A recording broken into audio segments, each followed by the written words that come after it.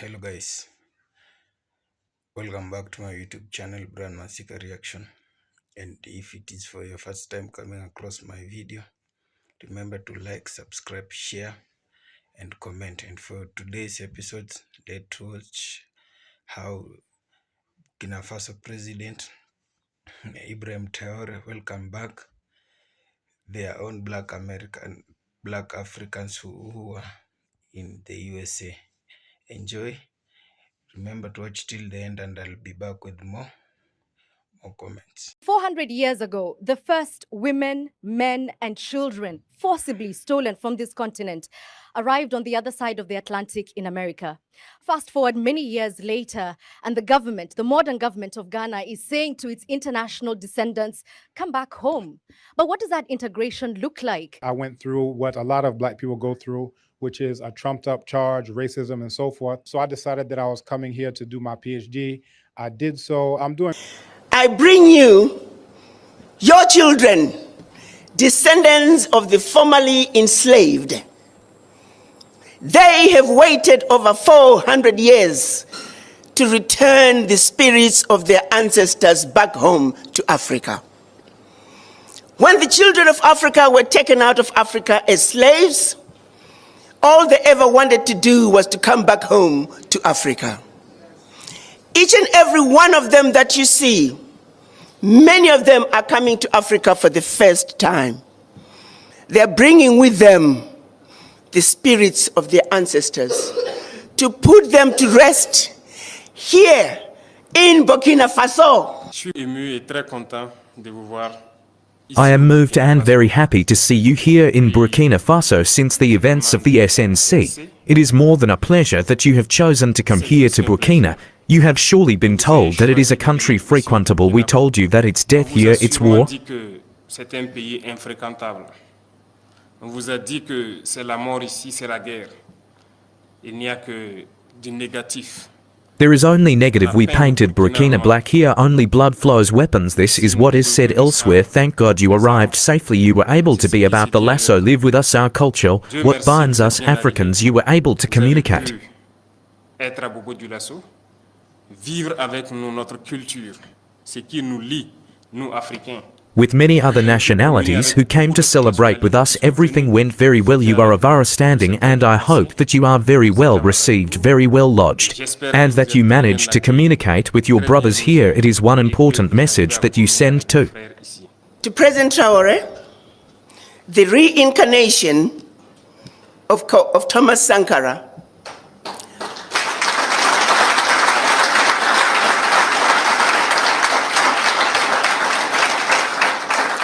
President Traore, who has led the struggle to complete the unfinished business that was started by our ancestors and our Pan-African leaders in 1963 when they created the Organization of African Unity. During that meeting, they demanded the creation of an Africa that spoke with one voice, an Africa that was united. That journey is yet to be finished. What is happening in Burkina Faso, in Mali, in Niger, is just the beginning of a revolution that is way past due for Africa.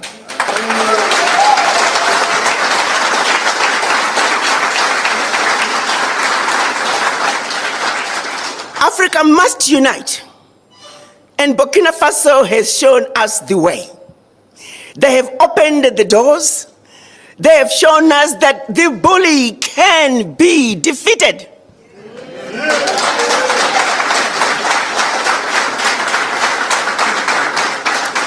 That no more shall we continue to give up our lunch. That we too need to eat. And therefore, there is no negotiating with the bully. The bully had to go, and Burkina Faso showed us how to do it.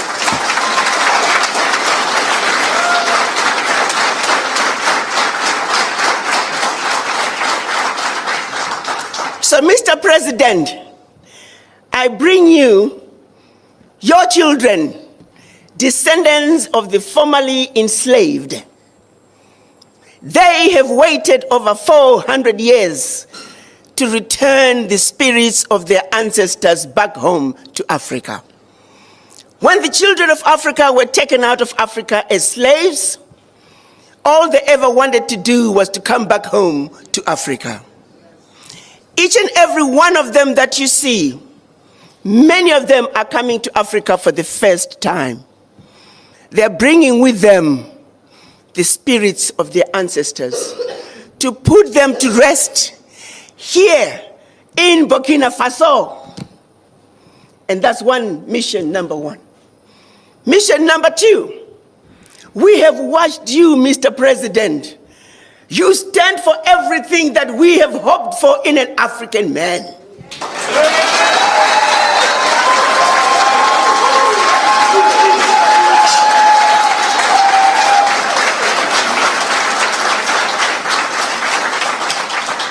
Courageous, fearless, and in their faces.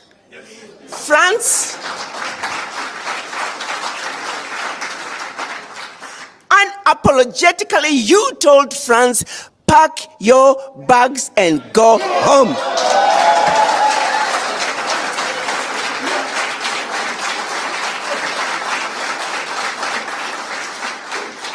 You, Mr. President, and the people of Burkina Faso have done it, and we have a responsibility to support you.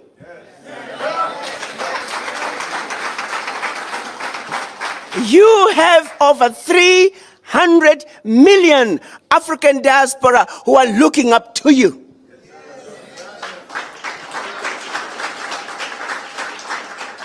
We are here to show you that we are with you. We support you. We are behind you. And we will not let you down.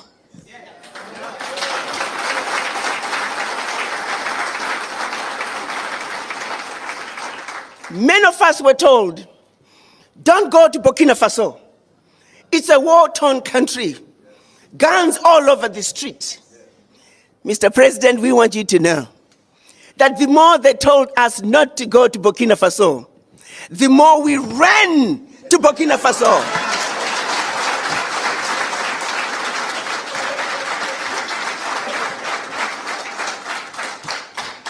No one tells them not to go to Europe, to their countries of origin. Therefore, no one will tell us not to come home to Burkina Faso.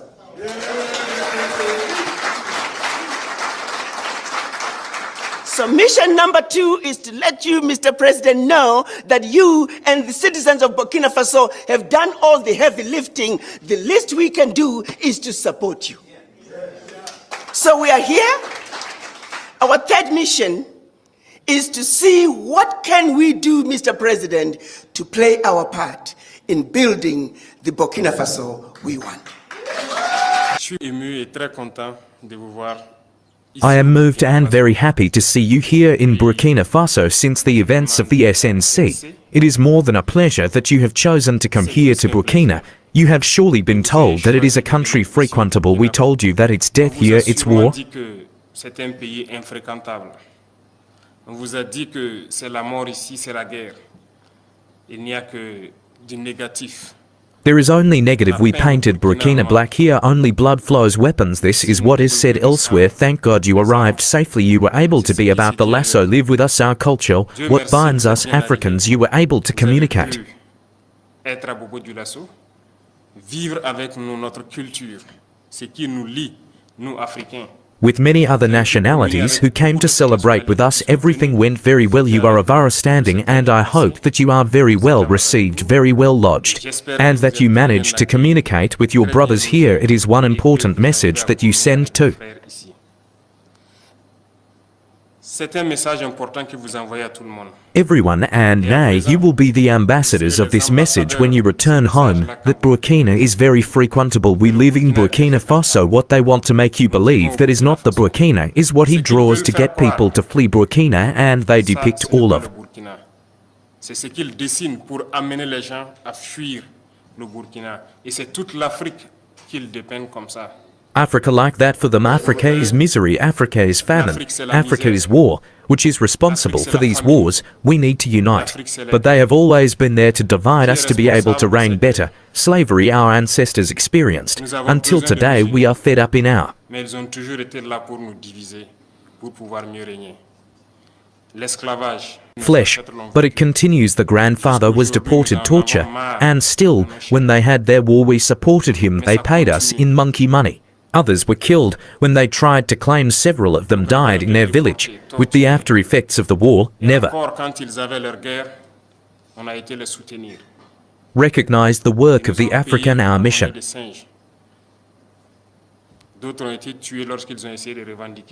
It is first of all to awaken Africa, and who better than you from the diaspora, to make people understand what Africa is. When I see you united in this association, I feel even more proud, because it is all we ask for. Today our fight is to be able to unite, because united we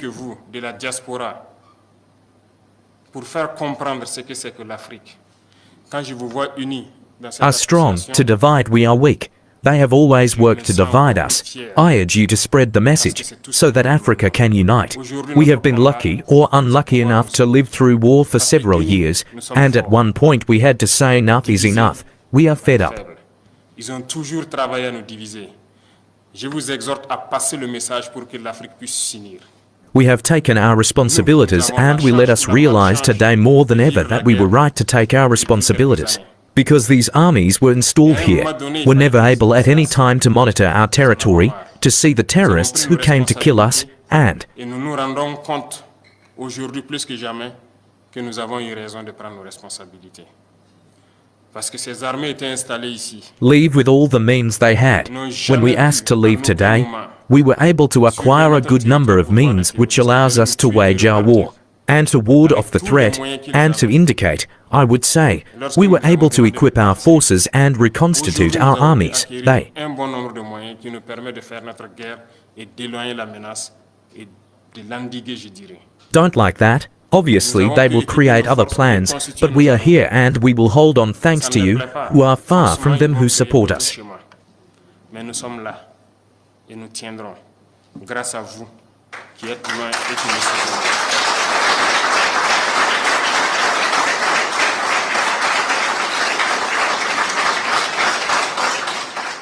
We will always stand because the African is resilience. We have suffered enough. The first thing you could do for Africa is to send the positive message. Enough looting, enough death. It is time that we unite and work. We only ask to live with dignity, to live. Assez de morts. Il est temps qu'on s'unisse et qu'on travaille. Nous ne demandons qu'à Free, vivre. pass the message to awaken consciences. Some leaders always try to put their people to sleep and continue to pierce their people for the benefit of the West. This must stop. Who better than you to convey this message to the different people? Africa must wake Il up. faut que ça cesse. Qui mieux que vous pour passer ce message aux différents peuples? Young people must wake up and no longer allow the same policy continue. It is not possible. Africa is still virgin. Everything is business in Africa. Look at how our cities are. We can also develop our health and education systems. We can develop everything. So in this rich Nous pouvons aussi développer nos systèmes de santé, diaspora, d'éducation. we have all the specialties. Today in Burkina, we are thinking about set up one university polytechnic Aujourd'hui au Burkina, just to train scientific engineers, and I think you will be welcome to learn the second time, because as long as we do not et je pense que vous serez les bienvenus pour train the youth so that we ourselves can produce and transform here, on site we will always remain slaves. Parce que tant que nous ne Sovereignty formons is pas all la together. jeunesse, We are fighting for food self-sufficiency. Those who can invest in the agri-food industry to transform our products here, you are souveraineté, c'est tout un ensemble. Nous sommes en train de nous welcome, battre pour producing us everything here. Everything grows on our soils. We have experienced everything. After a year or so, everything grows in Burkina. Those who want to invest in agriculture are welcome. Those who want to invest in processing are welcome. Education, we want to Tout pousse au Burkina. Ceux qui veulent investir dans transform the l'agriculture sont les school, bienvenus. because the formatting that we are currently experiencing, it is from the school. They have channeled us, so that the intellectuals for the most part cannot think. Get out of the furrows that they have a trace. Thank God the conscious ones are waking. De sorte que intellectuels, pour la plupart, ne peuvent pas réfléchir, sortir des Up. sillons qu'ils We ont need tracés. more. We need to change the educational system. You are welcome. And there are many other paths. They were in plundering our wealth. Today we are regaining control. And we are never going to leave our wealth behind because we want to live, we want to see our Aujourd'hui, nous sommes en train de reprendre le contrôle. children cared for, educated, grow up in peace and live in a healthy environment. So we are open, and you will be welcome in Africa to develop. Et vivre dans un environnement sain. Donc, nous sommes ouverts et vous serez les bienvenus en Afrique pour développer votre continent. Your continent, to unite your continent, and to pass on the message of this unity. It is very important. Continue to pass on the message so that the young people wake up, who no longer leaves us leaders to make slaves for others. This should not be allowed. There are Les esclaves pour les autres. Ça ne doit pas être permis. Il y a certains pays aujourd'hui où nous avons envie de passer des certain messages. countries today where we want to send messages, but I think that your voices carry even more because you are ambassadors. Wherever you are, whether in America, in Europe, your Caribbean, you are ambassadors. And when you speak, it can wake you up, and I urge you. Et je vous exhorte à parler. C'est la mission que je vous confie pour réveiller le continent. Bon séjour à To vous. speak, this is the mission that I entrust to you, to wake up. This battle, this war, we are going to win it, and we are going to overcome imperialism, which activated these terrorism in our region, to hope to bring us back in these colonial times, to maintain us under their yoke, to exploit us until the end of time. Africa is waking up, and no one can still close the eyes of Africans on our realities. No one can still come to divide us, to impose on us what they want. That's why we have done everything to be here today to speak to you, but also to come and wish good luck to President John Mahama. We will work together to strengthen cooperation between Burkina Faso and Ghana, and also between the AES and Ghana, because we have many challenges together and we have always been able to overcome them. There is no reason why we are not united and that we block imperialism. I am honored to address you, Your Excellency, Mr. President, on this special day, on behalf of the entire Burkina Faso community in Ghana. Your Excellency, Mr. President, the Burkina Faso community in Ghana speaks to you from the bottom of its heart to say to you, Newango Aidanse Fofo Akwaba Accra. For this new year, may the Almighty grant you and your entire family a diamond of health for the ear. On is soft. Your Excellency, Mr. President, your arrival today in Accra has fulfilled the deep dream of the Burkina Faso diaspora in Ghana to see one day its great leader, Captain Ibi, 10 sons of our ancestors, children, prodigies of Africa. Truly, this dream that thousands of Burkina Faso people in Ghana may see you, admire you, encourage you, carry you high, and tell you that they are resurrecting with your arrival. This dream that was still yesterday unexpected is a reality today. We now have faith in the future, proud and attached more than ever to our mother country, Burkina Faso. This is why, Your Excellency, I can tell you that the Burkina Faso diaspora in Ghana is constituted of an unconditional BDP on which you and the whole nation can count. Note that we, the Burkina Faso diaspora living in Ghana, we are beyond the concept of BDP. For us, it is a duty to defend the homeland. So we are DDP, Your Excellency, the community that speaks to you today is a miniature Burkina, because it is constituted of the quasi-totality of the socio-cultural, linguistic, regional and professional diversity that can be found in Burkina.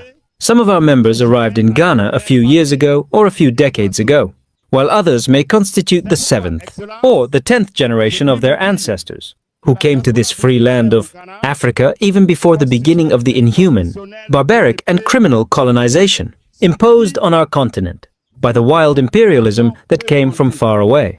Nowadays, the Burkina Faso diaspora in Ghana is estimated at about 4 million people, of which more than 3/4 are now integrated and have a second country, Ghana. This situation reveals to what extent an excellent cooperation and a fraternal relationship between Burkina and Ghana imposes itself as an imperative.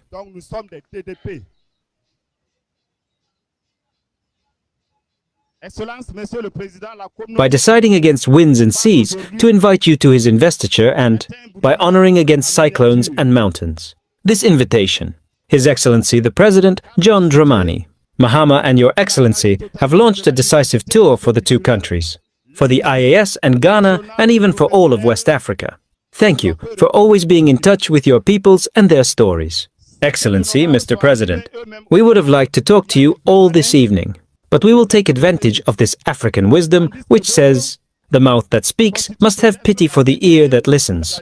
However, before concluding my speech, allow me, Your Excellency, Mr. President, to convey to you two important messages entrusted to me by the community. These are two. Firstly, the concern for obtaining documents of identity and nationality of our compatriots in Ghana. Members of the community will be infinitely granted special measures that you will like to take to allow them to regain their Burkinabe nationality and to express the fullness of their Burkinabe. Secondly, the facilitation of our economic return to FASO through the facilities for the transfer and creation of our companies in the country. It is with a deep feeling of honor and immense joy that I take the floor on this memorable day on behalf of the Burkinabe community living in Ghana to wish His Excellency the President of FASO, His Excellency Captain Ibrahim Traore, President of FASO, a warm welcome to Ghana and to this room. Your presence, Your Excellency, here confirms the interest that you bring to the Burkinabe diaspora in particular and in general that of Ghana. Also, at this beginning of the year, I would like to seize the opportunity to introduce you on behalf of the entire Ghana diaspora our most sincere wishes of peace, health, prosperity and success in your noble and exalting missions. May the Almighty accompany you in the realization of your ambitions for our dear nation. Your Excellency, Mr. President of FASO, your fight for peace, national sovereignty, and African dignity deeply inspires admiration and respect, not only in Burkina Faso, but also here in Accra, in Ghana. Your determination and leadership show a resounding echo both within the Burkinabe community and within the today's mobilization is a testimony of the immense support of our diaspora with more than 4 million members of Burkinabe who undertake and are proud of your actions for our dear country. This is why, Your Excellency, we salute with just value the construction project of the Black People's Institute where the Burkinabe diaspora, especially that of Ghana, will be able to come and resource themselves. On their behalf, I would like to express our firm support and our commitment to contribute to the struggle you lead every day for the good of the Burkinabe people.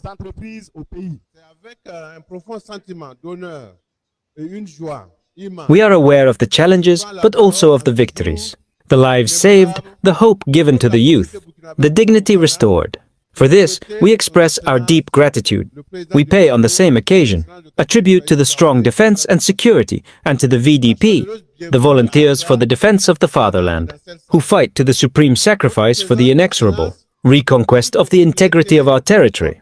Your Excellency, Your Excellency, your presence here at the invitation of His Excellency Mr. John Dramani Mahama reaffirms the historical fraternity between our two peoples and reinforces the confidence, the image, the pride of our Burkinabe community in Ghana.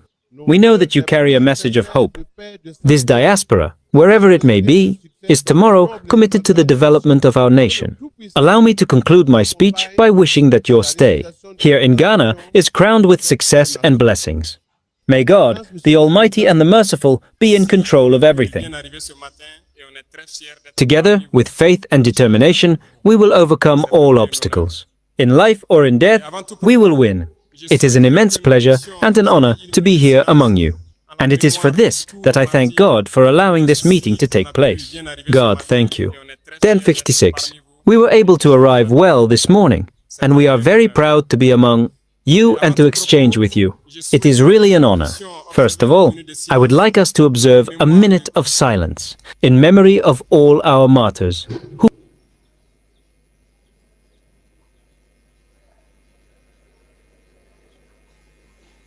Je vous remercie.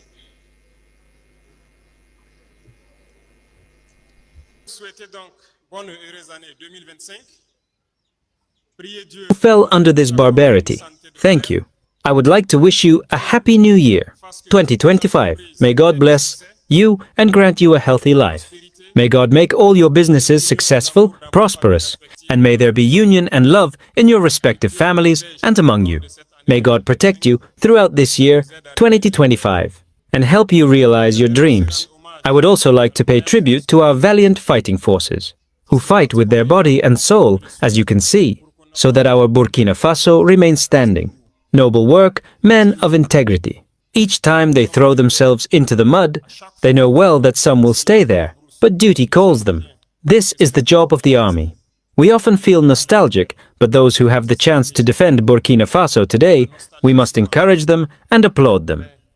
Ceux qui ont la chance aujourd'hui de défendre le Burkina, il faut les encourager, les applaudir. When they leave, we will not cry for them, and we will have pity on our fate. If we cry for them, we must avenge them. Pay tribute to them as much as you can, because it does not allow anyone to get up and leave their homes to face the dangers, knowing well that they may not return in the evening. But this is what they do every day, and they have sworn to defend our dear country until the supreme sacrifice. And the fighting forces hold their bet. Today, more than ever, our armed forces go wherever they want. At the moment I speak to you, there are several operations through several groups, and we are inflicting colossal losses on the enemy and pushing him back little by little out of Burkina Faso. This battle, this war, we are going to win it, and we are going to overcome imperialism, which activated these terrorism in our region, to hope to bring us back in these colonial times, to maintain us under their yoke, to exploit us until the end of time. Africa is waking up, and no one can still close the eyes of Africans on our realities. No one can still come to divide us, to impose on us what they want. That's why we have done everything to be here today to speak to you, but also to come and wish good luck to President John Mahama. We wish him good luck because the challenges are numerous. Many challenges await him, and I wish that you can accompany your brothers here. Pan-Africanism is a rather complex, but you, people, it is quite easy for you to lead this Pan-Africanism, well, because the people must love each other. The people must support each other. The problem very often of Pan-Africanism is among us, leaders, but we are going to put everything in place so that the leaders can go in the direction of their people, because the peoples are already integrated, they are Pan-African. If today, Ghana decided to bring President John Mahama to the head of the country, it is a strong message, and I wish that you, Burkinabe, living in Ghana, you can accompany President John Mahama. The task will be difficult. There are certainly challenges to come on the security level, on the economic level. I wish that you can accompany the forces of defense and security in Ghana as much as you can, both on the intelligence level and on the economic level as you can. Support them as if you were supporting the Burkinabe armed forces. I'm telling you something, the challenges can be very numerous. In no case should you lose hope. You must accompany them and help them on all levels. One A nation does not survive as long as it does not have a strong army. This is why I reiterate to you to support the forces of defense and security in Ghana. It is they who can help the country to rise to the economic level and to flourish. Then, I urge you to love the people here, to live in perfect symbiosis, in perfect harmony, as you are already doing very well.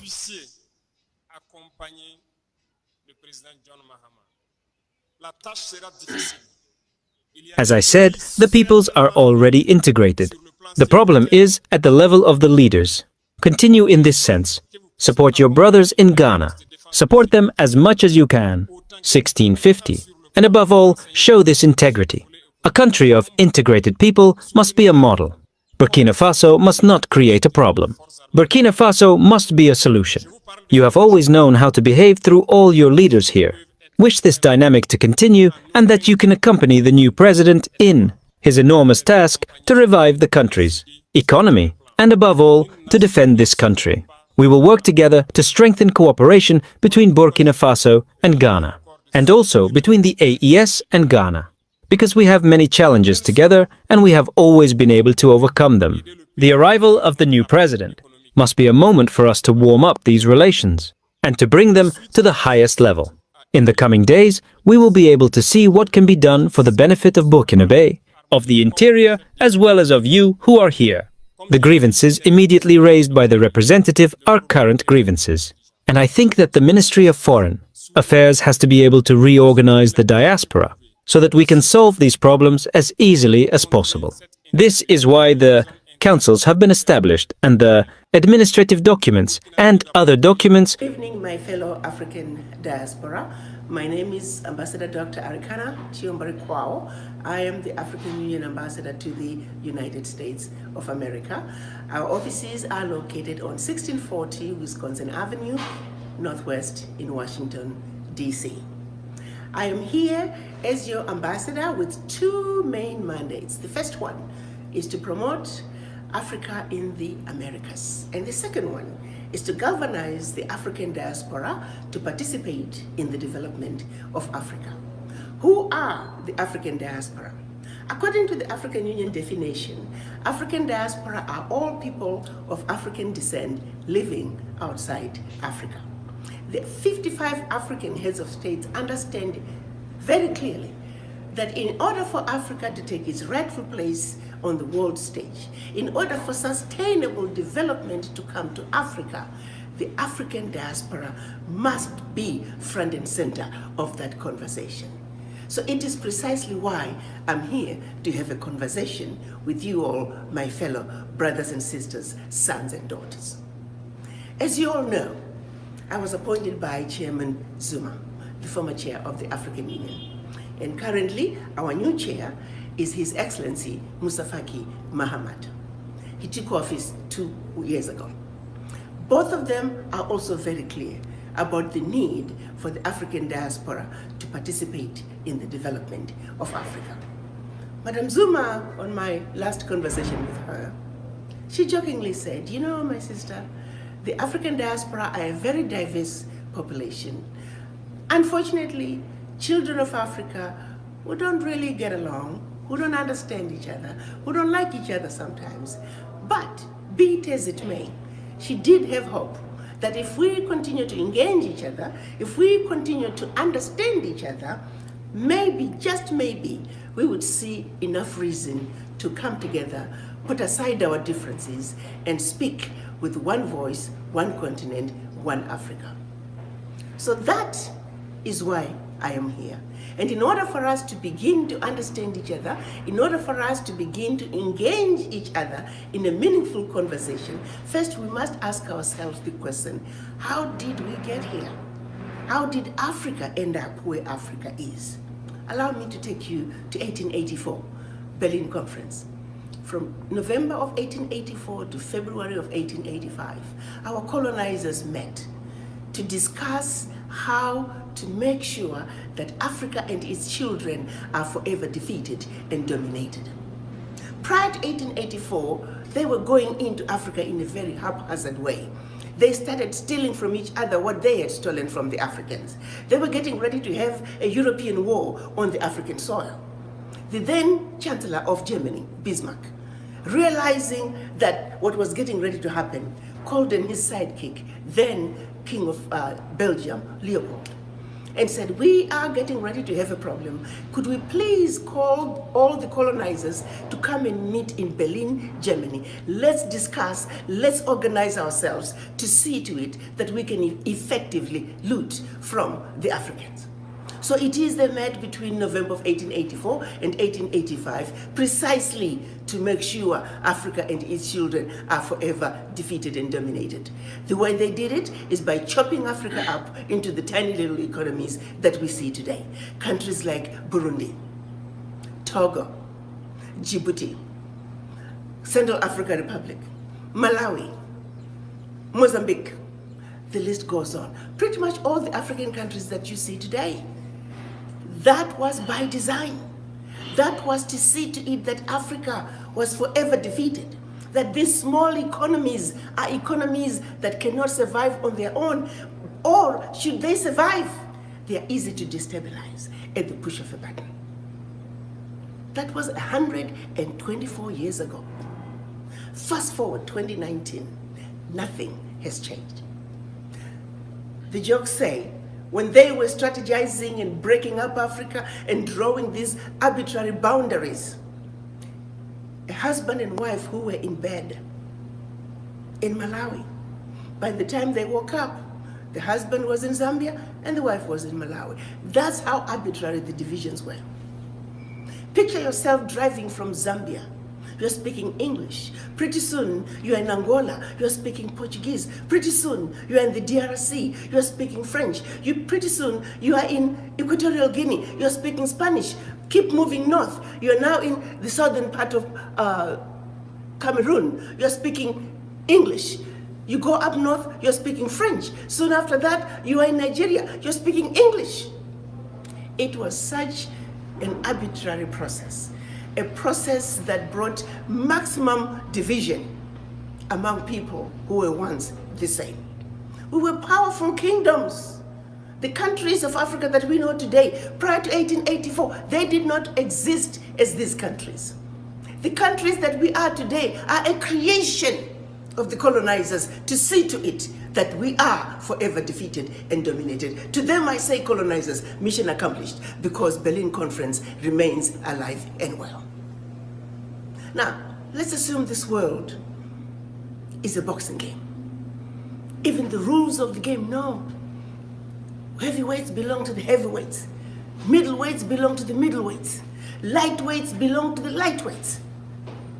You don't take a lightweight boxer or a wannabe boxer and throw them in the same ring with the heavyweight.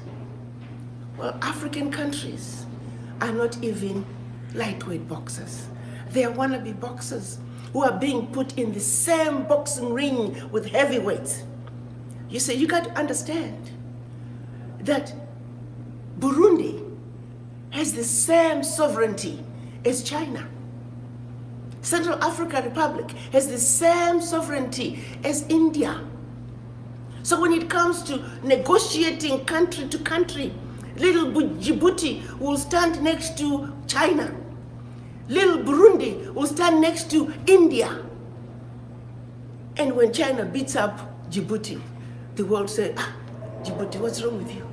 Why aren't you able to take care of your people? Such a small economy. Its population is growing, but its land mass is not. Djibouti can only do so much. The small economies can only do so much. And even those that have tried to survive, they are so easy to stabilize. Before you know it, there's conflict in those countries. And next thing you know, everything is falling apart. Such is the status of our Africa, ladies and gentlemen. It is so important to me that we understand our Africa from the root cause. So as if Berlin Conference was not enough, when the colonizers were leaving the continent between 1958 and 1961, France did something that was just downright terrible. Made the African leaders sign what they call the Pact for the Continuation of Colonization. France made the Francophone countries sign the Pact for the Continuation of Colonization. Allow me to highlight a few of the items in the Pact for the Continuation of Colonization. And I urge all of you to Google it and read it. And if that does not disgust you, I don't know what will. First, the French said, well, you see, we built a few schools, a few roads, a few hospitals, taught you about the fork and knife and sitting on a table and eating with utensils. We're going to call that the colonial debt. And for that you shall pay to perpetuity. In addition, you will deposit 85% of your bank reserves with the Minister of Finance, the French Minister of Finance. Collectively, the Minister of Finance, the French Minister of Finance will take all your deposits. It was 85% back then. It's now down to about 60. The French minister will invest that money in the French Stock Exchange under the French name. You may or may not know the returns. Today, France is taking out of Africa, Francophone Africa, over $500 billion. Over $500 billion. We, the Africans, the poor countries, we are giving France over $500 billion a year in, year out. And no one is talking about it. The latest figures are saying for every $14 billion that France takes out of Africa, by the time they finish investing it, they're realizing upwards of $300 billion for every $14 billion. So in actuality, France is taking out of Africa trillions of dollars year in, year out. should any of those countries wish to access some of their own money that they deposited with France, they have to submit their own financial reports for the country. And if approved, they can only access up to 20% of that money as a loan at commercial interest rates. Figure that one out. That is our reality. It gets better. They were also told that if you need any military equipment, you can only purchase it from France. Your military can only be trained by France. That France will have military presence in your own country and can invade you without notice should they feel French interests are being violated. Language of instruction shall be French. All your minerals discovered, yet to be discovered, France has the first right of refusal. All the contracts, big contracts, private and public, French companies have the first right of refusal. Now, my brothers and sisters, sons and daughters, if you were to go home and run for president, and your first day in office, your chief of staff comes to you and says, oh, by the way, Mr. President, Madam President, before you start, I must read you the do's and don'ts as stipulated by the Pact for the Continuation of Colonization. And your chief of staff reads this to you. What power do you have? This is precisely what our colonizers wanted. To leave us in a position that no matter how hard we try, trying to get a leg up is mission impossible. But in those incidences that we're able to, regardless, because that's who we are as Black people, we're very easy to destabilize. Others might say, but Ambassador, why haven't the African leaders done something about this horrible pact? Well, they have. In the past, it's very well documented. Of the 60-something coups that took place in Africa, 7 of them are documented as having been orchestrated by France, and 7 of those involved an African leader being assassinated during a coup. And those coups were done precisely because those African leaders, those Pan-African leaders, were trying to pull out of the Pact for the Continuation of Colonization. Now, there have been other coups that were created by just mercenaries who were running around trying to destabilize African countries, and always because the African countries would have discovered a natural resource. And they created those coups. So while the locals are fighting, thrown into a civil war, they will be siphoning that natural resource. We know the game now. We've seen them play the game. So it's not like there was no attempt to pull back. But the reality is, even now, when leaders have tried to push back on certain issues, next thing you know, there's conflict in that country. And who are they using for the conflict? Us. The people who are going to be toy-toying on the streets, it's us, the Africans. And we are going on the streets fighting somebody else's war because we simply do not know. Let me bring it home, for example. If, let's say, a Francophone African leader decides to pull out of the pact, by the way, they also print the money, the CFA. They print the CFA for all the Francophone African countries. France no longer even use the CFA, but they print it gladly for the African countries. France is using the euro. So if a leader starts wanting to be too smart, all they have to do is stop printing the money. And next thing you know, the locals are getting their paychecks, they're going to the bank, they line up, there is no physical cash. It's that easy to destabilize Africa. Food in most of the Francophone countries, close to 50% in some countries, the food is coming from France. If you start acting like you're too smart, they simply stop sending food. And before you know it, the shelves are empty. And the locals start demonstrating. And they'll be demonstrating and blaming the president. I am not saying our African presidents don't have any blames. Nobody's without blame. No country is perfect. No leader is perfect. I get that. But what I'm saying is, in order for us to make sure when we demonstrate, when we complain, we are complaining about issues that are truly matter to us, not issues that we are being thrown into because somebody else has a different agenda. They're basically throwing a shiny object in one direction, and we run after the shiny object when the real issue is over here. So what I'm talking about is like Africa is like a tree. The problems of Africa, such as youth unemployment, poverty, disease, starvation, those are the leaves on a tree. They're drying up. Today, this country has the problem. Tomorrow is that country. Tomorrow is... Those are the issues. They're leaves. They're going to come and go. The branches, they're going to die, but they'll come back season after another. But until you address the issues of the root, this tree will always be a problem. For Africa, the root has to do with the Berlin Conference. We must be clear that the Berlin Conference is alive and well. A decision that was made 124 years ago remains alive and well today. In addition, after the Berlin Conference, they did something just as deplorable. They set out to let the Africans believe everything African was bad and everything European was better and more desirable. That's the rule of divide and conquer. That's the legacy of colonization.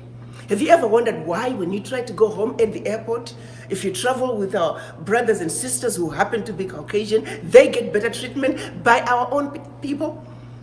I was trying to go through the airport, I won't mention which country in Africa.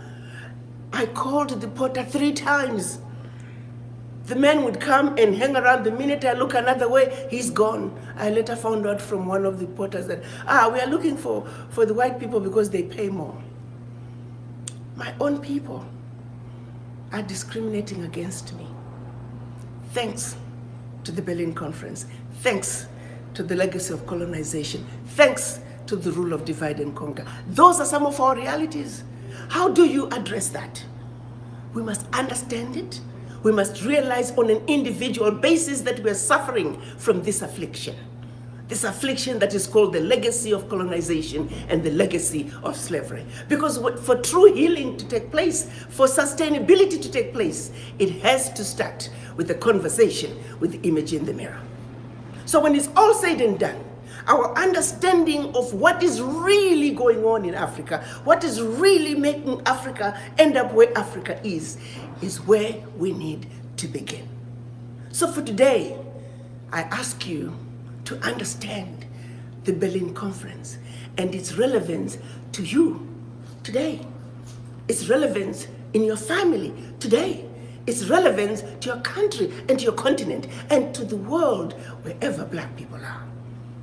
So we got 2 issues: the legacy of slavery, the legacy of colonizations, 2 demons that we must fight, 2 afflictions that we must accept that we suffer from, and let's make every effort to defeat those demons within us in order for us to truly represent our Africa with full understanding of the issues. So as we look for a solution, our minds are clear and our minds are in the right place. Allow me to take a moment to then take you to 1963. Our Pan-African leaders realizing that in order for Africa to move forward, Africa must speak with one voice. One continent, one country, one heart, one mind, one soul. So they met in Addis Ababa in 1963, and they created the OAU, Organization of African Unity. It was an attempt to regroup and undo the boundaries that were imposed upon us. Unfortunately, when they went to Addis Ababa, they were still divided. We had the Casablanca group who were Pan-Africanists who says African Union now, Africa for the Africans. But unfortunately, there were only 7 of them. Ghana, Guinea, Mali, Egypt, Morocco, Algeria, and Tunisia. And the rest of the African countries were the nationalists. They were the Monrovia group. They said, no, let's go slow. They won. We often say, when the Pan-Africanists lost in 1963, Africa lost. 55 years later, we're still going slow. All is not lost, however. Last year, 2018, our leaders came together in Kigali. They agreed on a decision which is now called the African Continental Free Trade Area. This agreement, they are saying we must speak with one voice. We must negotiate with one voice as a bloc, as one Africa, because as Africa, We are a heavyweight, and we belong with heavyweight boxers. We belong with the big boys. There's parity there. This is how we begin to destroy the Berlin Conference. And of the 52 heads of states who have signed on to this, we only need 22 ratifications. I'm glad to tell you today that we're sitting at 21 ratifications. We have only one more ratification for the African Continental Free Trade Area to become the law of the continent, and implementation is expected to begin in June of 2019. Now that's how we destroy the Berlin Conference. In addition, they also signed in March of last year the protocols for the free movement of people, where they are saying unanimously, the African heads of states, the children of Africa must live and work wherever they choose. That too is in the process of being ratified. Over 30 heads of states have signed, and I believe we are sitting at about 3 or 4 ratifications.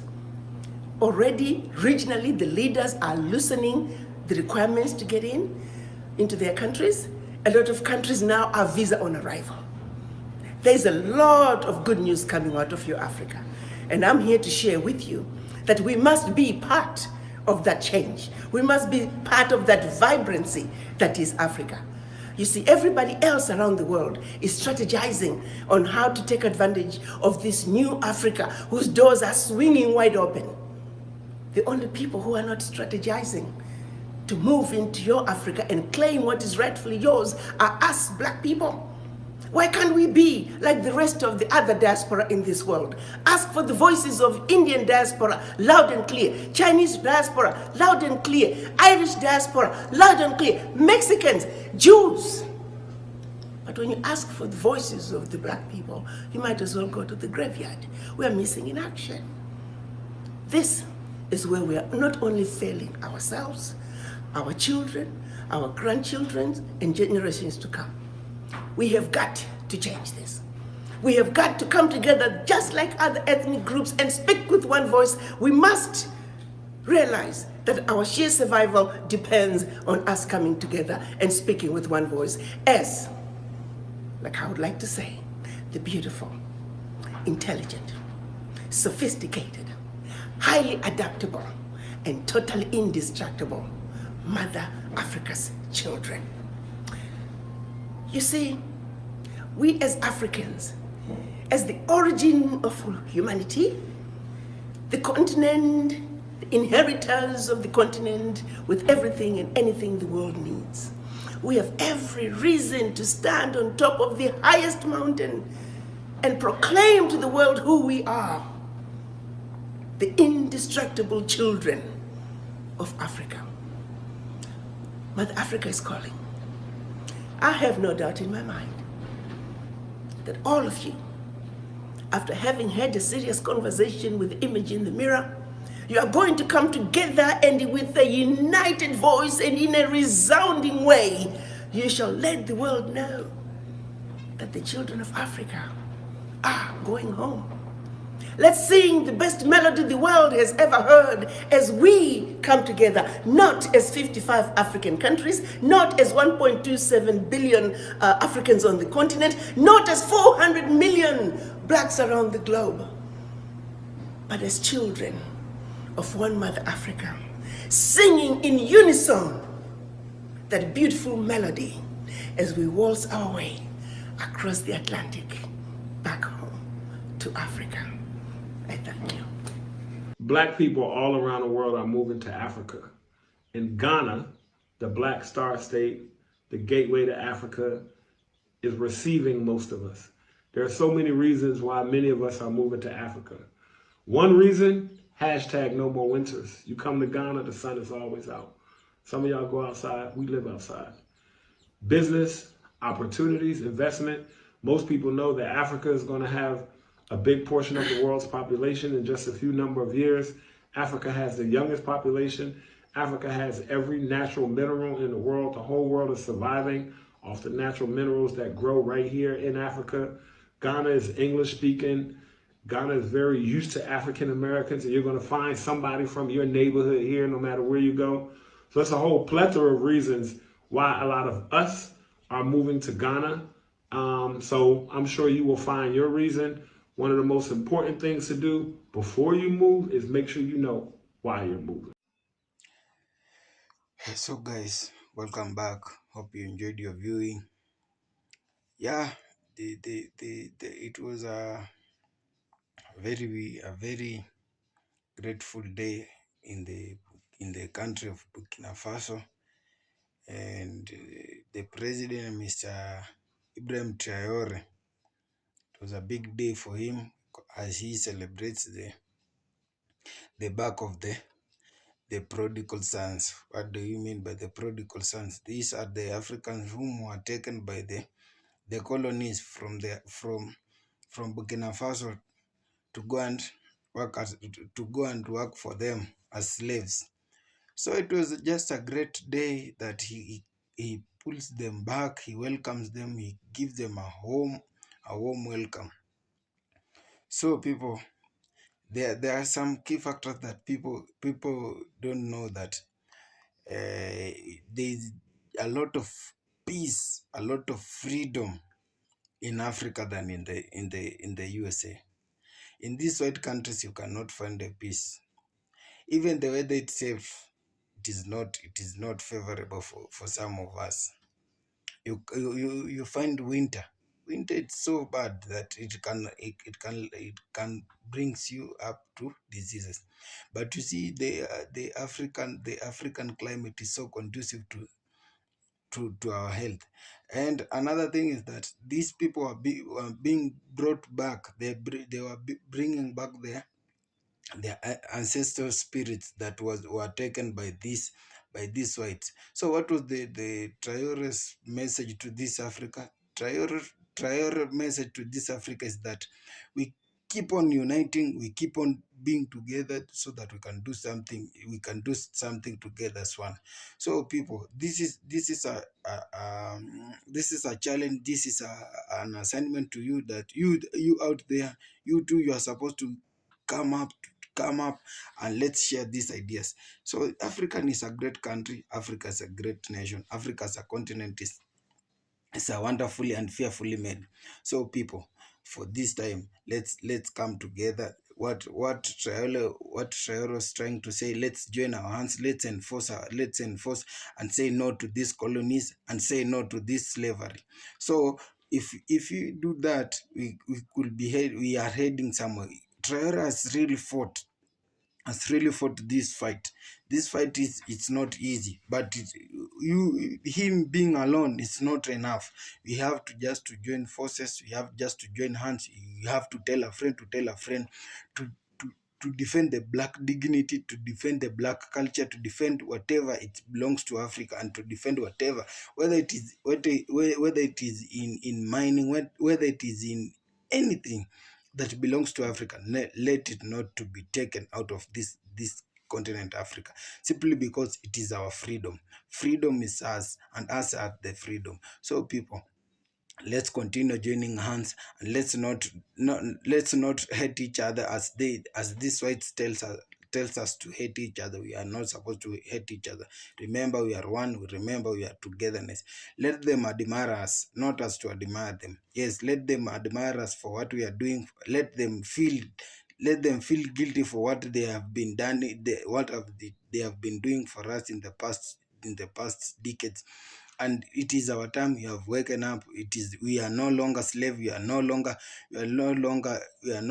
colonized. We chase them and tell them to go away. They go back to their belonged country. But when they come back, they come under our rules. They come under our regime. They come under our presidency. So let's join hands. Let's emphasize. Let's tell each one another, that we have to protect our culture, and we have to continue learning. So these people, it's not a personal responsibility, but it's a national responsibility, and it is somewhat worldwide responsibility to come up with this togetherness, so that we can conquer and we can retain our culture, we can retain our dignity. So people, I want to know what's your take about this story. share your comments, share your likes. So maybe, and for a big warning for those who wanted who wants to join the white countries, who want to go to the USA, I have just a simple advice that USA is not advisable for you, and USA is not good for you, and not even in USA. Even you want to these Western countries, if you want to go there at your own risk. Go there but you just know behind your mind that we had already warned you that it's not safe. The climate there is not conducive. The taxes there are high. Everything there it is very high. So you just have to stay here. Whatever you want to go to do there, you can do it better, much better in where you are. You can do it better. Why do you want to go and benefit the whites? Yet we are here as blacks. Benefit yourself, build home. Remember, east or west, home is the best. And charity begins at home. For you, whatever you have in your mind, whatever you want to do, let your mind not tell you that you have just to go outside your country or outside your continent so that you can do much better. No, you can do better when in your country, when in your continent. Yeah, and when in your continent, you have in your country, you have that freedom. You have that freedom of expression, freedom of walking, freedom of doing anything. Freedom is everything, and freedom is life. So I'll have to just to go through on your comments to see what's your take on this story. But remember, as Africa, let's build Africa. Let's create Africa. Africa is for us all, and Africa is one nation, one country, and God-fearing nation. So me personally, I'll have to thank you for watching, and remember to share, subscribe, comment, and till next time. God loves you. One nation, one love. Till next time. God bless. Thank you.